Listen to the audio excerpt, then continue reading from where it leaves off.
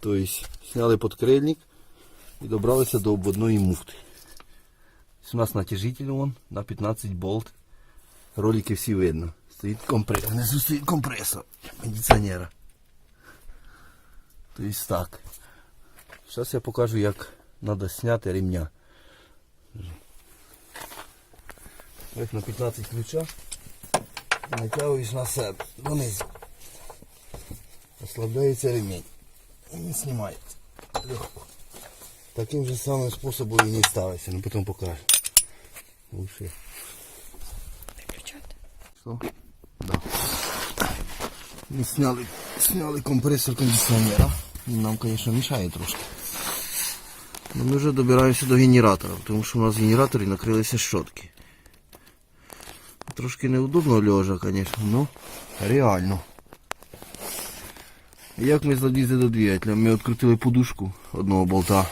Ми не відкручували подрамник. Тому що нам удобно і так. Ми зараз знімемо просто знизу генератор. І на цьому все. І будемо тоді далі ковиратися з щотками.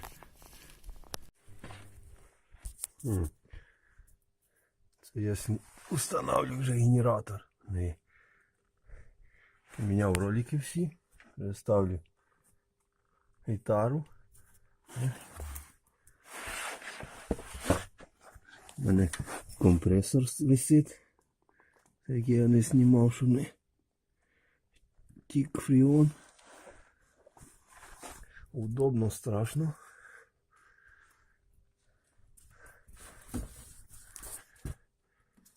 Я відкрутив і стойку, тому що і стабілізатор або не получалося іначе. І глушитель зняв.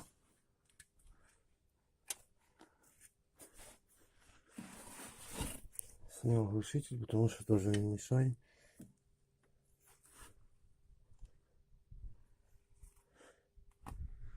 Якось так.